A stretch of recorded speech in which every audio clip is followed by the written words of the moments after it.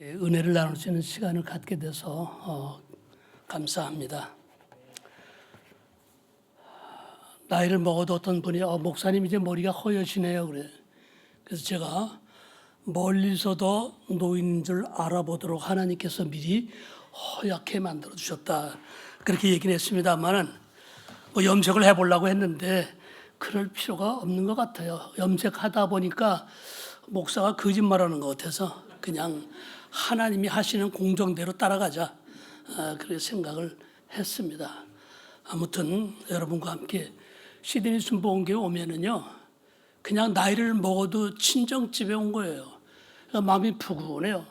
그래서 아무 부담 없이 여러분과 교제하려고 그랬는데 우리 담임 목사님께서 갑자기 말씀을 좀 또 부탁을 하고 그래서요. 여러분들 생각에는 목사니까 말씀은 늘 준비되어 있지 않겠는가? 그렇지 않습니다.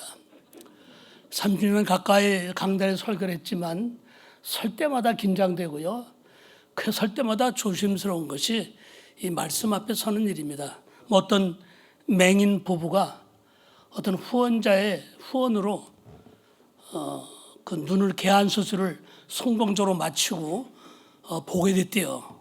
지어낸 얘기인지 모르겠습니다. 하여튼 그러니 그동안 아이들 낳고 결혼하고 살았는데 이제 눈 뜨고 자기 남편, 자기 아내를 처음 본 거예요. 얼마나 감격스럽습니까? 그러니까 부인이 먼저 남편에게 그렇게 말했더랍니다. 처음 뵙겠습니다. 근데 남편 또 맞는 말이잖아요. 예, 그동안 말씀은 많이 들었습니다. 애를 낳고 살았지만 사실은 처음 보니까 근데 말은 맞는데 그 상황처럼 뭔가 좀 어색하지 않습니까? 제 심정이 지금 그렇습니다. 오늘 10월 1일입니다. 아마 좀 나이 든 분들은 오늘이 국군의 날이다. 그렇든가? 그랬구나. 아마 거의 대부분 이민 와서 사시는 분들이 그렇게 생각할 것 같습니다.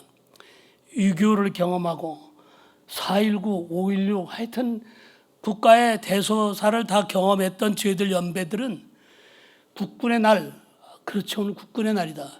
여러분 나라와 민족을 위해서 정말 기도 많이 해 주십시오. 특별히 우리는 이 공산주의를 경험한 세대라 그런지 모르지만은 나라가 공산화되는 것만큼은 막아야 됩니다. 그건 좌우를 떠나서 그것은 또 하나의 우상이기 때문에 우리가 결사적으로 하나님 앞에 기도하면서 하나님 나라와 민족을 지켜달라고 기도하는 여러분들 되시길 바랍니다. 사실 국군의 날 하니까 기억하는 사람은 아마도 좀 소위 말하면 꼰대 세대들만 기억하는 거예요. 제가 꼰대라는 말을 옛날에 제가 다른 사람을 대상으로 했었는데 제가 그 꼰대라는 반열에 쓰게 되니까 한번 어느 날 꼰대라는 말의 사전적 의미를 찾아봤어요. 그랬더니 꼰대란 고집스럽고 자기 주장이 강해 젊은이들과 대화가 잘 안 통하는 늙은이. 또 학생들이 자기 학교 선생님을 비하해서 부르는 용어 이렇게 되어 있더라고요. 그리고 또 밑에 보니까 그분들의 특징이 있어요. 권위주의 의식이 있습니다. 툭하면 옛날에는 말이야. 이렇게 옛날에는 말이야. 너희들 만한 때는 말이야. 이렇게 얘기를 시작합니다. 그러니까 그 뒤부터 젊은 사람들은 듣기 싫습니다. 안 듣습니다. 또 이 꼰대들이 나이에 민감합니다. 다짜고짜 좀 인사통성면 하고 나면 나이가 미칩니까? 이렇게 물어요. 그 나이가 좀 아르다 싶으면 즉각 반말로 나간다는 거죠. 그러나 우리는 꼰대 세대도 젊은 세대도 이 서로를 이해하고 품을 줄 아는 그런 삶에 좀 지혜가 필요하지 않나 생각을 해봅니다. 왜냐하면 소위 꼰대들은 젊은 세대들의 그 진취적이고 개혁적이고 생기발랄한 그 창의적인 아이디어를 수용하려는 마음이 있어야 되고요. 또 우리 젊은 세대들은 앞서 살아본 경험을 가진 기성세대들의 경험과 또 그들만의 노하우가 있지 않습니까? 그런 것들을 참고할 줄 아는 그런 또 지혜가 필요하지 않나. 제가 그런 얘기 나오면 질문을 합니다. 우리들은 젊어봤잖아. 당신 늙어봤어? 거기서 이제 게임을 끝내는 그런 경우들이 종종 있습니다. 여러분 우리가 기성세대든 젊은 세대든 간에 정말 힘써 갖고 기도해야 될 일이 있습니다. 이 다음 세대들을 위해서 기도해 주셔야 됩니다. 정말 앞으로 갈수록 우리의 다음 넥스트 제너레이션들이 신앙생활 하기가 갈수록 점점 어려워지고 있습니다. 다음 세대가 다른 세대가 되어가고 있는 걸 압니까? 정말 그렇습니다. 어느 교회학교 주일학교 선생님이 아이들에게 천국과 지옥을 아주 리얼하게 설명을 했나 봐요. 아이가 집에 돌아가서 천국 얘기는 안 하고 선생님이 지옥 얘기한 것만 얘기를 했어요. 그래갖고 부모가 교회에 와서 항의를 했답니다. 너무 아이들을 정신적으로 학대했다는 거예요. 정서적 고통을 줬다는 거예요. 그런가 하면 어떤 목사님은 동성애자의 결혼 주례를 거부했다고 해서 인권 침해다. 그래서 고소당하고 구속당하는, 여러분 그런 옛날에 없던 일들이 좀 빈번하게 우리들 주위에서 심심치 않게 일어나고 있습니다. 이거는 대단히 우리가 심각한 사인입니다. 우리가 정말 신앙 안에서 말씀 붙들고 성령으로 충만하지 않으면 넘어지고 쓰러질 수밖에 없는 그런 세대 가운데 우리가 지금 살아가고 있다는 우리 현주소를 분명히 알아야 됩니다. 자, 갈라디아서 5장 16절, 5장 16절은 저는 516 그렇게 읽습니다. 여기 보니까 내가 이르노니 너희는 성령을 따라 행하라. 그리하면 육체의 욕심을 이루지 아니하니라. 17절 혹시 뜨나요? 같이 읽을까요? 시작. 육체의 소욕은 성령을 거스리고 성령은 육체를 거스리나니 이 둘이 서로 대적하므로 너희가 원하는 것을 하지 못하게 하려 함이니라. 아멘. 우리 에베소서에서 한번 또 보겠습니다. 에베소서도 역시 516입니다. 5장 16절 같이 읽을까요? 세월을 아끼라. 때가 악하니라. 그러므로 어리석은 자가 되지 말고 오직 주의 뜻이 무엇인가 이해하라. 술 취하지 말라. 이는 방탕한 것이니 오직 성령으로 충만함을 받으라. 아멘. 그래서 저는 오늘 같이 함께 읽은 이 말씀을 중심으로 제목을 어떻게 잡을까 하다가 영적 자가진단 이런 제목으로 한번 정하고 말씀을 나누고자 합니다. 우리 살아가면서 많은 일들을 하며 살아갑니다. 그죠?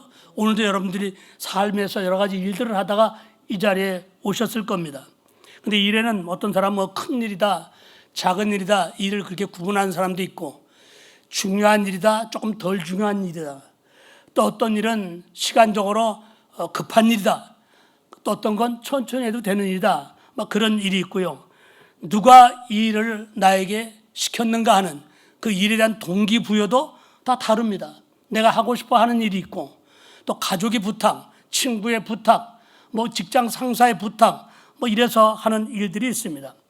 그런데 오늘 그런 우리의 현 상황을 배경으로 해서 오늘 우리에게 어떻게 살아야 될 것인가, 그 모든 상황과 일을 어떻게 대처할 것인가에 대한 답이 오늘 함께 읽은 이 말씀에 있습니다. 에베소서 5장 16절 보니까 세월을 아끼라고 그랬습니다. 아끼라. 어떻게 아낍니까? 세월을 뭐 은행에다 저축을 합니까? 그런 것도 아니잖아요. 아끼라. 그러면서 그 이유를 때가 악하기 때문이다. 때가 악하기 때문에 시간을 아끼라, 세월을 아끼라 그랬는데 사실은 이 영어 성경을 보니까 더 오히려 이해가 좀 되기 쉽습니다. Making the most of every opportunity 그랬어요. 이건 뭐냐면 어떤 우리에게 주어진 모든 상황을 맥시멈, 가장 좋은 것으로 활용하라. 그런 의미가 된다는 것입니다. 그러면서 그렇게 하기 위해서 답을 제시하는데 17절에 어리석은 자가 되지 말고 오직 주의 뜻이 무엇인지 이해하라. 주의 뜻이 무엇인지, 우리를 향한 하나님의 생각이 무엇인지를 알려고 애쓰라는 것이에요. 주의 뜻이 무엇인지 알기 위해서 우리는 공부를 더 해야 된다, 견문을 넓혀야 된다, 경험을 더 쌓아야 된다, 철학을 연구하라. 뭐 그것이 나쁘다는 것이 아니라, 그런 것이 아니라 오직 instead 오직 성령으로 충만함을 받으라. 이게 바로 이런 상황 속에서, 이 시대 속에서 하나님께서 믿는 저와 여러분들에게 주시는 가장 액기스의 말씀이라는 것입니다. 성령의 충만을 받으라는 것입니다. 그 문장도 보면 명령형으로 되어 있습니다. 명령형으로 되어 있다는 말은 우리가 선택할 것인가 취사 선택의 그런 자유가 우리에게 주어지지 않았어요. 이건 선택의 여지가 없이 그대로 해야만 하는 이유가 분명하기 때문입니다. 저는 은퇴하고도 이제 말씀을 또 나름대로 개인적으로 볼 시간이 더 많아져서 감사하는 일인데, 가만히 보니까 말씀은 물론 내용이 중요하죠. 그런데 말씀에는 오차가 없지만 이 말씀의 배열도 상당한 의미가 있더라고요. 그 배열에도 메시지가 분명히 담겨져 있습니다. 다시 말해서 요리사가 같은 식재료와 같은 양념이라도 그 양념과 식재료를 투입하는 그 시간과 분량에 따라서 음식 맛이 달라지는 원리와 동일하다는 것입니다. 그런 맥락에서 우리가 염두에 두며 갈라디아서 5장 16절의 말씀을 보면 내가 이르노니 너희는 성령을 따라 행하라. 성령을 따라 행하라. 그리하면 육체의 욕심을 이루지 아니하리라고 그랬습니다. 근데 우리가 사실은 알게 모르게 이것을 적용했던 것 같아요. 이걸 거꾸로 적용할 때가 많습니다. 다시 말해서 육체의 욕구를 억제하려고 애를 쓰면, 다시 말해서 세속적이다, 또 이건 육적인 거다, 그런 욕망이다, 그러면 그걸 멀리하고 그걸 억제하려고 애를 쓰면 자연히 성령으로 충만해질 것으로 생각하는 경향이 있다는 것입니다. 경향. 그러나 사실 누구든지 먼저 성령을 쫓아 행하는 사람이 아니라면 그 사람은 단지 그냥 육체의 소욕을 이기려고 고생하고 있는 사람일 뿐이다라는 것입니다. 그렇기 때문에 성도에게 있어서 성령 충만은 내용적으로도 중요한 일이고요, 또 시간적으로도 볼 때 이게 미루고 뜸들여야 될 일이 아니라 당장 우리가 이 성령 충만을 위해서 애쓰고 힘써야 될 시급한 일이라는 것입니다. 더 이것이 중요한 것은 그 성령 충만을 우리에게 명령하는 분이 누구냐, 이게. 명령하는 분이 바로 말씀이신 하나님이 우리에게 그렇게 말씀하고 있기 때문인 것입니다. 여러분, 저는 목회하면서 여러 예배가 있지만 특별히 수요 예배 나오신 분들은 제 나름대로 죄송합니다. 그렇다고 주일 예배 나온 사람이 안 그렇다는 것이 아니라 특공대 중에 한 분이라고 봅니다. 수요 예배 나오신 분들에게 왜 우리가 성령 충만을 받아야 되는가, 성령 충만을 받기 위해서 어떻게 해야 되는가, 이건 시간 낭비예요, 사실은. 그러나 오늘 저도 마찬가지고 우리가 함께 영적인 나의 자가 진단을 한다, 그런 의미로 한번 우리가 다시 이것을 짚고 넘어가자는 것입니다. 첫째로 내 안에 일상의 삶 속에서 정말 하나님의 성령 충만, 그것을 사모하는 거룩한 다짐, 다시 말해서 이 성령의 욕구, 영적인 욕구, 스피리추얼 디자이어가 여전히 그 처음의 온도를 유지하고 있는가. 내가 정말 성령의 충만을 갈망하면서 그 처음 성령 받고 뜨거웠던 그 체온, 그 열정, 그 감정을 내가 계속 유지하려고 지금도 여전히 애를 쓰고 있는가라는 냉정한 질문을 자기 자신에게 던져보아야 된다는 것입니다. 왜냐하면 성령 하나님은 인격을 가지신 하나님이십니다. 인격을 가지셨다는 것은 강제로, 물론 하나님이 주권적으로 역사할 수도 있지만 대부분 상대가 필요하고 요구하고 간절히 구할 때 하나님은 그런 분들에게 주신다는 것입니다. 그렇게 약속했다는 것입니다. 그래서 누가복음 11장 11절 이하의 말씀을 보면 너희 중에 아비된 자로서 누가 아들이 생선을 달라 하는데 생선 대신 옛다 뱀이나 먹어라, 뱀을 줄 부모가 있으며 그 다음에 또 알을 달라 하는데 전갈을 줄 부모가 있느냐, 그렇게 말씀하시면서 하물며 너희 하늘 아버지께서 구하는 자에게 성령을 주시지 않겠느냐. 이 말씀은 성령은 그냥 시시한, 있어도 되고 없어도 되는 그런 것이 아니라 하나님이 우리에게 주신 선물 가운데 엄청나게 소중하고 엄청 우리에게 꼭 필요하고 중요한 선물이 된다는 것입니다. 그렇습니다. 우리가 성령으로 충만하게 되면 어떤 일들이 일어날까요? 실제적으로 우리가 육체의 소욕을 이길 수 있는 힘이 생깁니다. 그리고 성령으로 충만하게 되면 자기도 모르는 마음의 기쁨이 충만해져서 이래도 감사, 저래도 감사, 감사의 사람이 됩니다. 이 말을 잘못 오해하면 그냥 생각 없이 그냥 아무렇게나 사는 사람 같지만 그렇지 않습니다. 성령으로 충만하면 생각이 없는 무지몽매한 사람이 돼서 그러는 것이 아니라 나의 주위에 모든 일어나는 상황이 하나님의 통제 아래 있다는 것을 인식하기 때문에 감사하다는 것입니다. 저는 우리 손주들이 이제 다 커가지고 와보니까 자주 오지는 못하지만 볼 때마다 깜짝깜짝 놀라는 것은 아이들이 막 컴퓨터 수염도 나고 그런 걸 보면서 깜짝 놀라요. 이 육체적인 성장은 자동으로 되는 거예요. 그러나 영적인 성숙은 자동으로 되는 게 아니에요. 영적인 성숙은 우리가 하나님 앞에 은혜를 갈망하고, 그리고 왜 이 은혜가 내게 필요한지를 말씀을 통해서 발견하고요. 그리고 사명 따라 살아가기 위해서 우리는 필요한 것입니다. 그래서 우리는 성령으로 충만하게 되면 우리 안에서 삶 속의 환경과 상황에 따라 흔들리지 않는 하나님의 생명력이 넘쳐나게 되는 것입니다. 때문에 성도들에게 있어서 성령 충만은 어떤 선택사항이 아닙니다.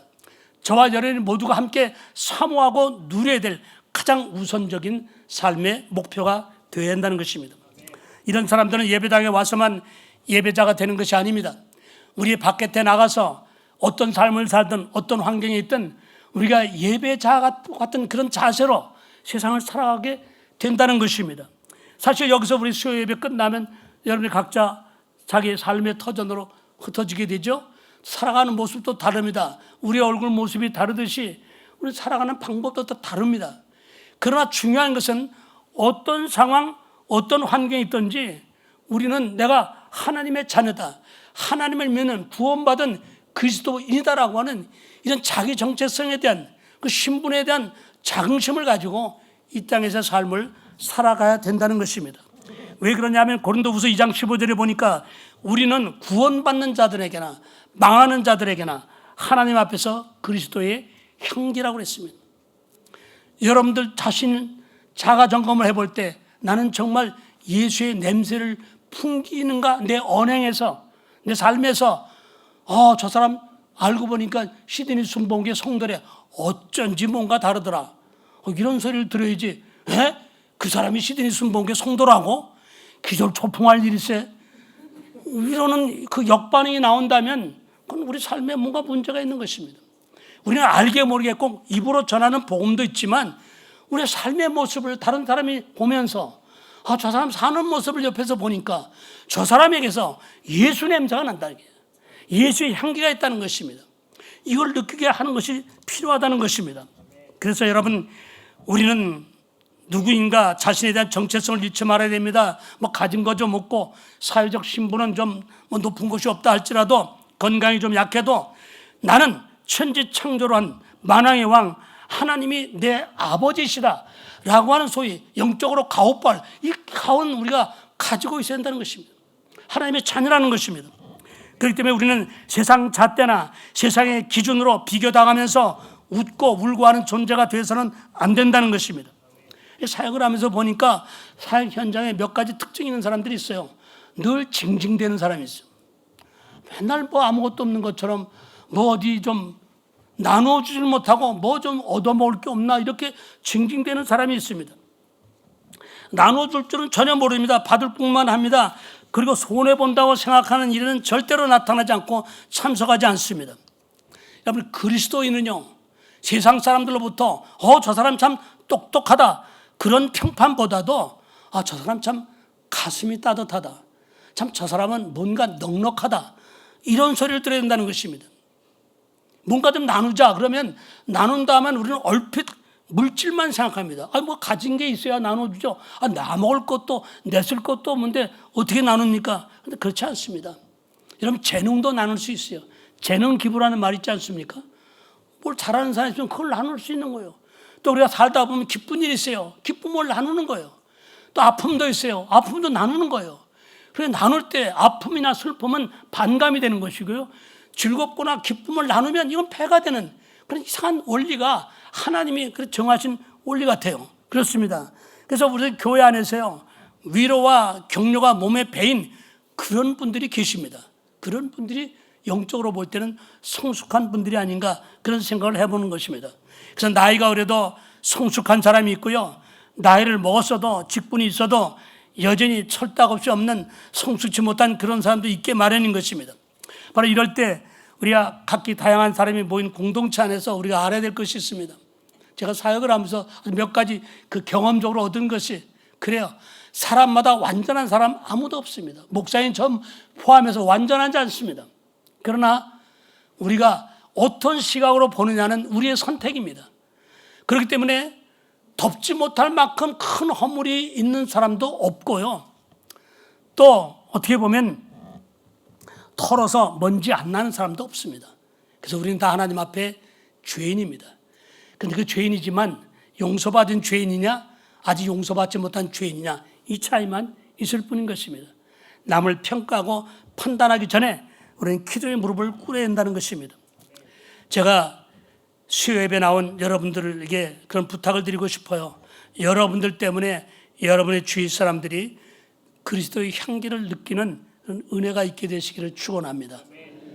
제가 책에서 독일 선교사의 간증을 보고 참 가슴이 먹먹했어요. 뭐 위대한 엄청난 간증이라 그런 것이 아닌데 독일에서 한 번은 몹시 가물은 해가 있었대요. 농사가 다 안 되는데 어떤 분이 농사를 기가 막히게 잘 해가지고 무농사를 아주 성공적으로 지었답니다.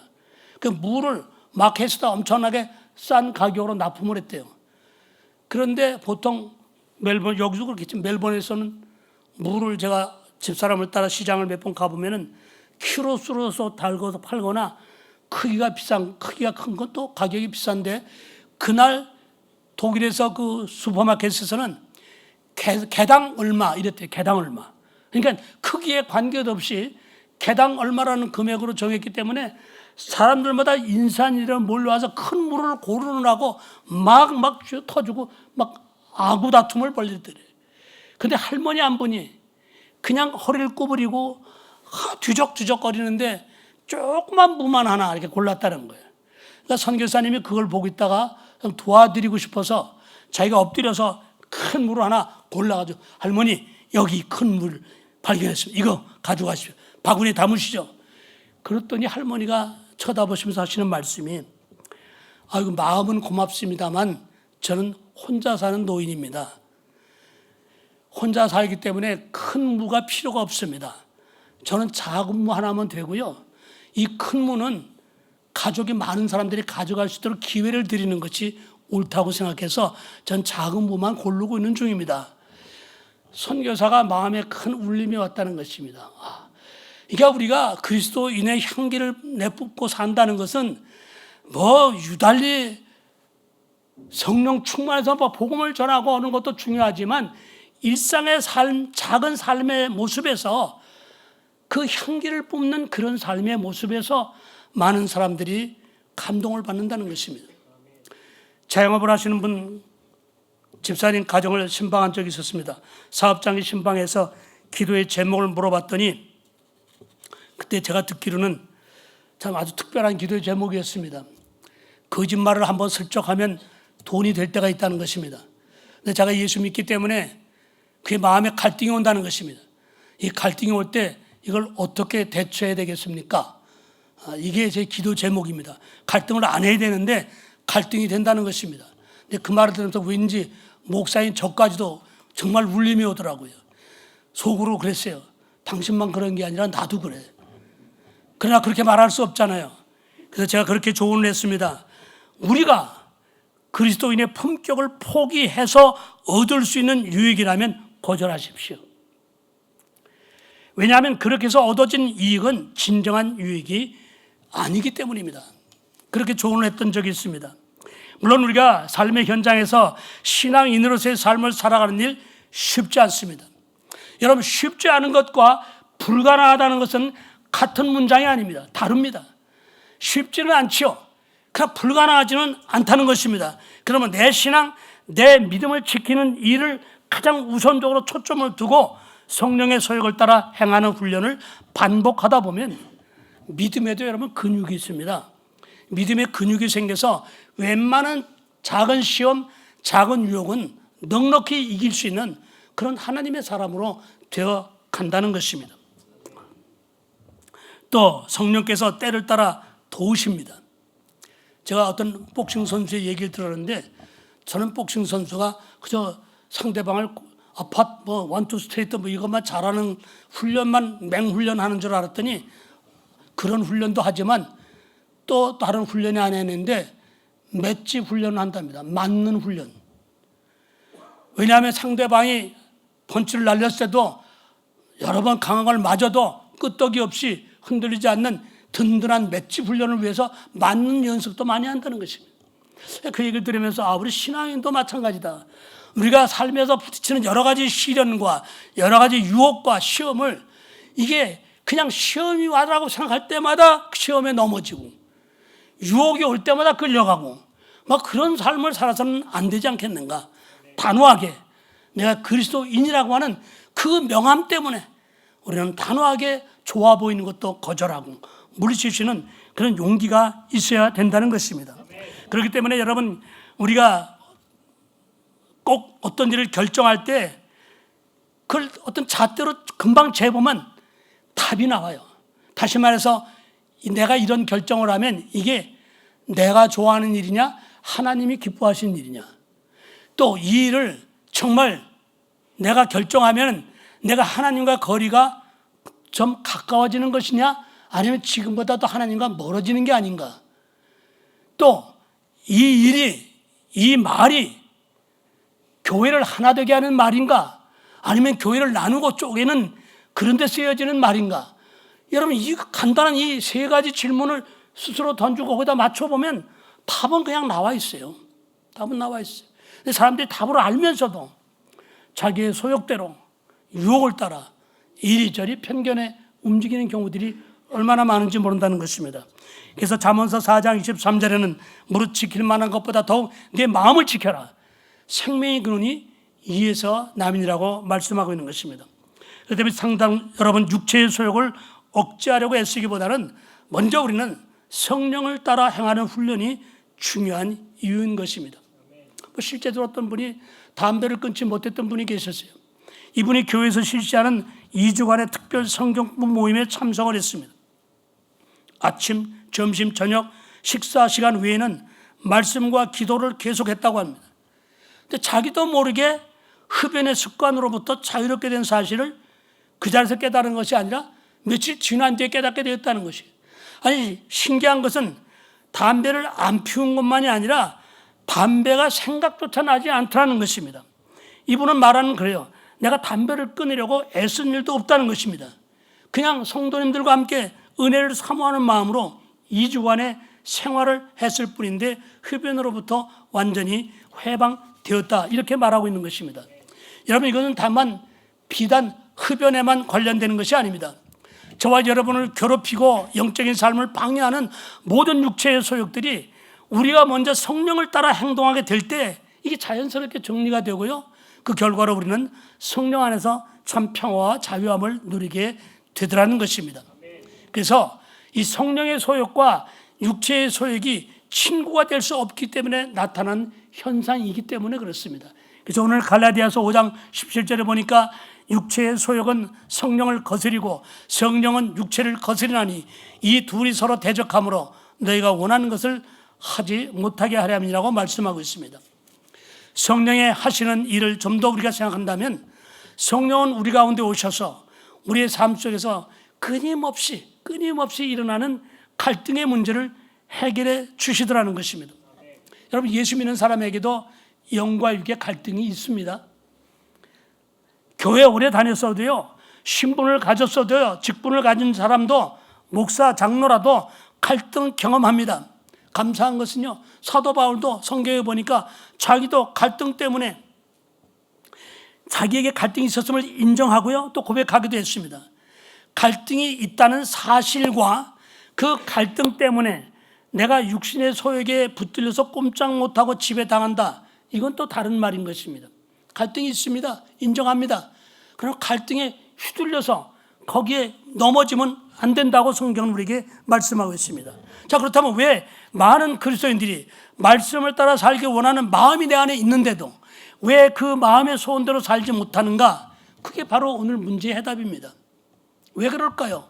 그건 바로 삶의 우선순위를 잘못 결정했거나 아니면 그 삶의 우선순위를 알면서도 머뭇거리고 결정을 자꾸 미루는데 바로 나타난 현상이라는 것입니다. 그렇습니다. 그렇기 때문에 우리는 먼저 성령의 인도하심을 따라 행하는 훈련이 몸에 배이도록 훈련해야 됩니다. 성령 하나님을 가장 먼저 인정하고 모셔드리고 의지할 때 성령은 우리에게 처한 모든 답답한 상황을 풀어갈 수 있는 지혜를 주시더라는 것입니다. 어느 때 내 능력으로 이건 도저히 해결할 수 없다, 그 감이 올 때가 있습니다. 이건 내 능력으로는 도저히 될 수가 없다, 어쩔 수 없습니다. 그런 상황이 있습니다. 또 이 장벽이 너무 높아서 내 입으로는 도저히 뛰어넘을 수가 없다. 그럴 때 늘 넘을 수 있는 용기와 능력을 주시고요. 어떤 땐 닫혔던 문도 열어주셔서 길을 열어주시더라는 것입니다. 멜번에서 개척하고 한 5년쯤 되었을 때 성도수가 한 200여 명이 넘어가니까 이 새빵살이 하는 게 보통 어려운 게 아니에요. 하나님 자체 성전이 필요합니다. 그리고 참 여러 곳을 다녔습니다. 수도 없이 다녔습니다. 그런데 내가 다녔던 바로 동네 옆에 그 이상하게 제가 길을 잘못 가는 사람도 아닌데 옛날엔 지도책 갖고 다녔잖아요. 길을 잘못 들어서 길을 들어간 거예요. 들어갔는데 한참 가다 보니까 막다른 골목이 나와요. 길을 잘못 들었구나. 차를 돌리는데 거기 for sale 큰 공장 건물이 하나 서 있더라고요. 그리로 제가 길을 제대로 갔으면 글로 안 갔습니다. 잘못 들어가서 만난 건물이에요. 저는 그래서 그 모든 것이 나와 내 생각과 달리 하나님은 항상 갈급해하고 사모해야 하면 하나님이 그렇게 인도해 주시는구나. 그런 하나의 경험을 하게 되었습니다. 그렇습니다, 여러분. 그래서 우리에게는 늘 성령 세례와 충만이 필요하게 되는 것입니다. 그런데 이제 문제는 간혹 성령 세례와 충만 받는 일에 대해서 그것을 두려운 일로 생각하는 분이 계시고요. 어떤 점잖은 분은 그것을 불편하게 생각하는 분들도 사역 현장에서 가끔 보게 됩니다. 이 성령에 대한 잘못된 이해 때문에 그렇습니다. 그래서 예수 믿는 분들 가운데도 그래요. 목사님, 저는 그냥 점잖게 믿고 싶지 그렇게 야단스럽게 믿고 싶지 않습니다. 그렇게 말하는 분들 보게 됩니다. 또 성령을 받으면 혹시 내가 하고 싶지 않은 일에 내가 엮이게 될지 모른다고 하는 그런 불안감 때문에 또 그것에 대해서 관심을 일부러 갖지 않는 그런 분도 가끔 있습니다. 물론 성령이 우리 안에 내주하게 되면 내 안에서 어떤 변화가 일어나는 건 사실입니다. 가치관이 바뀝니다. 그래서 삶의 목적이 달라지면서 행동 양식에 변화가 올 수 있기 때문에 달라지는 것이 있는 것도 사실입니다. 성경에 의하면 새술은 새 부대에 부어져야 되기 때문에 그렇습니다. 그래서 나타나는 현상입니다. 그러나 우리가 이런 변화 앞에 가져야 될 태도가 있습니다. 이 모든 일을 주관하시는 성령 하나님은 어떤 하나님? 신실하신 하나님. 아멘. 좋으신 하나님. 실수가 없으신 분이라는 것입니다. 그분이 하시는 일이기 때문에 우리는 전폭적으로 믿고 간구할 필요가 있다는 것입니다. 그렇기 때문에 성령의 강력한 임재 시에 일시적으로 나타나는 어떤 엑스타시한 현상만 보고 나 같은 지성인이 저런 모습을 보이고 싶지 않다, 그리고 마음을 닫아버리면 그런 사람은 평생 성령 체험을 하지 못할 수도 있습니다. 사실 실상은 요즘은 이런 모습 보기를 갈망하는데도요, 언젠가부턴가는 이런 모습이 점점 보기 어려워지는 그런 시대로 변해가고 있는 것을 보게 됩니다. 기도원 집회나 금요 기도회 때 방언이 터지고 간증이 쏟아지고 성령의 역사가 있었던 일들이 이상하게 숫자적으로 점점점 줄어들고 있다는 그런 현실 우리가 목격하게 됩니다. 그렇습니다. 최근에 제가 한국에서 들은 얘기는 한국의 기도원들이 텅텅 비어가고 있답니다. 어떤 기도는 뇌물로 팔려지고 다른 용도로 쓰여지는 그런 참 가슴 답답한 일도 실질적으로 옛날에는 없던 일들이 일어나고 있다는 것입니다. 아마 여러분 아주 오래전에 우리나라에서 소위 이산가족 상봉 프로그램이 전국을 울음바다로 만들었던 기억을 아마 나이가 드신 세대들은 기억하고 있을 것입니다.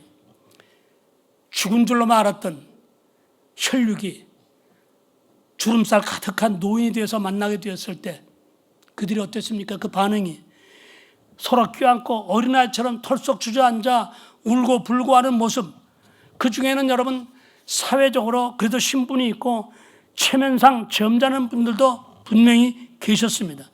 그날은 전혀 사회적 신분, 체면 이것이 하등의 문제가 되지 않았습니다. 그냥 아무도 그분들의 가족 상보로 인한 감격으로 인해서 무너진 모습을 보면서 품격을 잃었다느니 정신 나간 사람들이니 그렇게 말하는 사람은 사실 아무도 없었습니다. 오히려 TV를 화면을 보면서 같이 울었습니다. 여러분 그렇습니다. 우리는 성령의 임재나 성령 충만을 두려워하거나 거기에 대한 이상한 편견을 가질 것이 아니라 오히려 성령으로 세례를 받고 성령으로 충만받기를 사모하고 간구하는, 그래서 우리 모두가 성령으로 재충만받는 일들이 다시 한번 뜨겁게 일어나도록 우리가 간구해야 될 것입니다. 그럴 때 성령은 우리 안에 오셔서 우리의 상한 심령을 만져주십니다. 약해지고 어두운 영혼욕을 치료해 줄 뿐만 아니라 세상이 줄 수 없는 내적인 평안과 기쁨과 자유를 경험하게 해주시고요, 더하여 세상을 이길 수 있는 능력을 선물로 주신다는 것입니다. 믿으시기를 바랍니다. 성령 충만을 사모하시는 여러분들 되시기를 축원합니다. 여러분, 예수님의 제자들을 보십시오. 성령 받기 전과 후의 삶이 180도 달라진 결정적 분기점이 어디입니까? 사도행전 2장의 오순절 성령 사건이 이를 증명하고 있습니다. 감사한 것은 여전히 우리의 영적인 연약함과 무지가 있음에도 불구하고 중심을 보시는 하나님께서 성령 충만을 사모하며 갈급해하는 사람들을 외면하지 않고 지금도 여전히 그 믿음을 따라서 성령을 기름 붓듯 부어주실 준비를 다 하고 계시고 사모하는 심령들 가운데 부어주시는 줄 믿으시기 바랍니다. 그런데 이런 성령의 역사가 나타난 시작점이 중요합니다. 시작점이 말씀입니다. 이걸 잊지 말아야 됩니다. 우리가 자주 말씀 앞에 서는 훈련이 필요한 이유이기도 합니다. 퀴티라든가 성경 읽기 그리고 말씀 묵상 훈련이 중요한 이유입니다. 왜냐하면 성경에도 로마서 10장 17절 믿음은 들음에서 나며 들음은 그리스도의 말씀으로 말미암기 때문인 것입니다. 말씀을 제쳐놓고 성령 충만 사모한다? 아닙니다. 말씀 속에서 먼저 말씀을 만나고 말씀 안에서 성령 충만을 사모하는 것입니다. 여호수아서 우리가 잘 아는 기생 라합의 이야기를 합니다. 많은 사람들이, 여리고 성 사람들이 이스라엘 백성들의 역사하신 하나님의 사건을 들어서 다 알고 있습니다. 라합만 몰래 들은 뉴스가 아니었습니다. 온 세상이 다 아는 뉴스였습니다. 그러나 다 같이 들었지만 그 소문을, 그 복음을 믿음으로 살면서 적용한 사람은 기생 라합 한 사람뿐이었습니다. 여러분, 유튜브 요즘 안 보는 사람 거의 없죠? 핸드폰 손에 안 든 사람은 거의 없습니다. 이게 사실은 우리 같은 세대가 볼 때 몇십 년 전만 해도 생각도 못했던 현상입니다. 그런데요, 저 한국에서 전철을 타서 보면 10명이면 9명이 다 고개 숙이고 기도하고 있어요. 기도하는 거 아니요. 그거 들여다보고 있습니다. 저는 그걸 보면서 제 착각인지 모르지만은, 야, 혹시 낮에 구름을 보다가 밤중에 하늘에 뜬, 밤하늘에 뜬 그 별들을 보다가 문득 하나님을 느낄까봐 원수마귀가 고도의 작전으로 이런 미디어 문화를 만들어서 사람들로 하여금 아예 하나님을 느낄 수 있는 기회를 원천적으로 봉쇄하는 마귀의 작전이 아닌가. 좀 과한 생각인지 모르지만 저 혼자 그런 생각을 해봅니다. 그래서 우리 신앙생활을 하면서 금식도 물론 중요합니다. 근데 이제 새로운 용어가 하나 더 어태치가 돼야 돼요. 금미디어. 내 오늘 하루만큼은, 이번 주간만큼은 내가 핸드폰을 아주 그냥 장롱에 집어넣고 보지 않겠노라. 여러분, 우리가 하루 종일 핸드폰에 뉴스 안 봤다고 해서 세상이 뒤집어질까요? 그렇지 않습니다. 근데 우리가 이미 어느 정도 중독화되지 않았는가? 그렇기 때문에 우리가 중독이 되었다 그러면 어떻게 돼요? 방법이 없습니다. 이제 우리가 할 수 있는 길은 한 가지입니다. 선택을 내가 잘해야 돼요. 왜냐하면 사람은 무엇을 가까이 하는가에 따라 영향을 받게 되어 있습니다. 그래서 시편 73편 28절의 말씀 보니까 하나님을 가까이 함이 내게 복이라. 믿으시면 아멘 하십시오. 하나님을 가까이 하는 것이 복입니다. 하나님을 가까이 한다는 말은 말씀이신 하나님을 가까이 하는 거기 때문에 말씀을 가까이 하는 것입니다. 그러므로 예수님께서도 누가복음 4장 18절에 주의 성령이 내게 임하셨으니 라고 말씀하신 거 보면 예수님도 성령의 능력이 필요하셨다면 저와 여러분은 말할 필요도 없이 우리 성령의 능력이 우리 가운데 얼마나 절실하고 필요한지 모르는 것입니다. 그렇습니다. 과거에 비해서 인공 조명이 대낮같이 밝아졌죠. 영적으로는 점점점 어두워져 가고 있습니다. 거기다 가치관까지 혼돈스럽기까지 합니다. 공중 권세를 잡은 악한 영의 세력이 자기 때가 얼마 남지 않았기 때문에 결사적으로 저항하는 현상이 아닌가, 이런 생각을 안 할 수가 없습니다. 서두에 말씀드렸지만 우리 다음 세대를 위해서 기도하십시오. 저는 다음 세대가 다른 세대가 되어가고 있는 것 같은 느낌을 받을 때가 너무나 많습니다. 물론 이 나이의 차이나 세대의 차이가 있겠지만 여러분, 신앙 안에서 공통분모는 이 하나님 말씀밖에 없습니다. 젊은 세대, 노인 세대에 아우를 수 있는 공통된 분모, 공통분모는 하나님 말씀이고요, 성령 충만밖에 없는 줄 믿으시기 바랍니다. 그래서 여러분, 우리가 성령 충만 없이는 종교생활은 가능할지 모릅니다. 그러나 나를 이기고 환경을 이기고 마귀 권세를 깨뜨리고 승리하는 능력 있는 신앙생활은 성령에 충만하지 않고는 불가능한 일이기 때문입니다. 그래서 성경은 주의 말씀이 내 발의 등이요 내 길의 빛이라고 말씀하고 있습니다. 우리는 다 각기 다른 얼굴 생김새가 다르듯이 사는 모습도 다 각기 다르죠. 근데 여러분, 오케스트라에서 연주하는 모습을 본 적 있습니까? 오케스트라 연주에 보면 그 특징이 별의별 악기들이 다 생긴 세계가 다른 악기들이 많지요. 어떤 큰 악기, 작은 악기, 뭐 이상하게 생긴 악기들이 많습니다. 그런데 모양만 다른 것이 아니라 나는 소리도 달라요. 소리도 달라. 그런데 그분들이 주목하는 사람이 있습니다. 또 주목은 뭘 합니까? 지휘자, 컨덕터를 계속 주목합니다. 청중을 바라보지 않습니다. 옆에 동료를 바라보지도 않습니다. 다 지휘자를 주목합니다. 이것은 참으로 우리에게 성령 충만과 하나님의 은혜를 갈망하는 저와 여러분에게는 중요한 메시지입니다. 우리는 다 각기 얼굴 생김새와 남녀가 다르고 자라온 배경이 다르고 특히 이민교회는 신앙의 백그라운드까지 다릅니다. 자, 이런 다른 사람들이 한 곳에 모여서 같이 신앙생활을 하기 위해서 필요한 것이 무엇입니까? 하모니, 연합입니다. 그 연합을 위해서 어떻게 될까요? 오케스트라의 각기 악기 모습이 다르고 사운드가 달라도 그들이 사용하는 악보는 같습니다. 그럼 저와 여러분에게도 같은 악보가 있습니다. 우리 인생의 악보는 뭡니까? 하나님의 말씀, 성경인 것입니다. 우리가 주목해야 될 지휘자는 누굽니까? 우리 삶을 우리 위해서 죽으시고 부활하신 예수 그리스도를 바라보는 것입니다. 그분에게 우리의 시선을 고정시키는 것입니다. 믿음의 주여, 저와 여러분을 온전케 하시는 이 예수 그리스도를 바라보면서 두벅두벅 한 걸음 한 걸음 걸어가는 것입니다. 그게 우리가 해야 할 일인 것입니다. 또 바로 영적으로는 그렇고 또 이 땅에서는 하나님께서 세워주신 여러분의 교회 공동체 지도자인 우리 담임 목사님이 계십니다. 또 협력하는 목사님들이, 주의 종들이 계십니다. 그분들의 말씀에 우리가 순종하면서 하나가 되는 것입니다. 그럴 때 하나님께서 그런 모임을 들어서 하나님의 일을 맡기시고 또 하나님 사용하시고 또 하나님 부흥시켜 주시는 것입니다. 그렇습니다. 사랑하는 성도 여러분, 세상은 변해도 말씀은 1.1획도 변함이 없습니다. 왜 그럴까요? 간단합니다. 하나님의 말씀이기 때문에 그렇기도 하지만 말씀이 곧 진리이기 때문에 그렇습니다. 이 진리 되신 하나님의 말씀, 성령 앞에 우리가 힘써 다짐하고 순복해야 될 말씀. 저는 금년 한 해 연초에 기도하면서 히브리서 3장 14절 말씀을 제가 올 한 해 붙들고 만나는 사람들에게 시간 나는 대로 기회 있을 때마다 전하자는 생각을 하게 되었습니다. 히브리서 3장 14절 한번 됐으면 우리가 함께 한 목소리로 좀 큰 소리로 합독하겠습니다. 시작.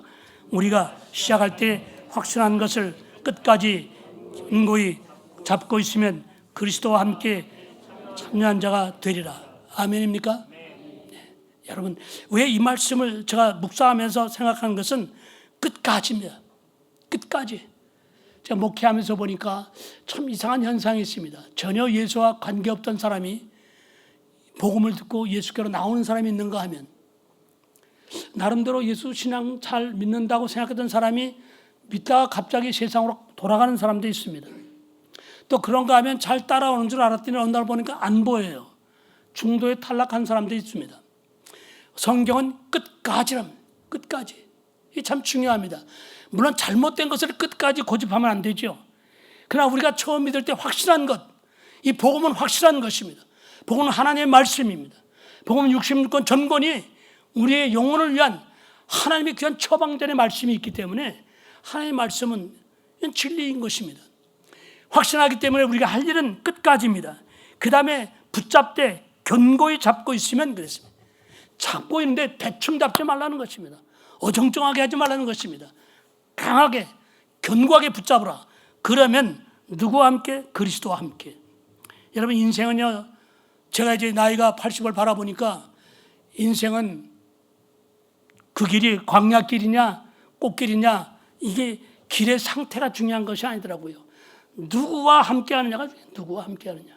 그런데 오늘 성경을 약속은 너희가 이 복음에 대해서 끝까지 견고히 믿음을 지키면 내가 너희와 함께 하리라. 그리스도가 우리와 함께 하겠다는 것입니다. 이 얼마나 소중하고도 복된 약속인지 모릅니다. 그렇기 때문에 예수 믿는 사람들은 저와 여러분은 사람 수명대로 사는 게 아닙니다. 우리는 사명 따라 사는 인생이 되어야 됩니다.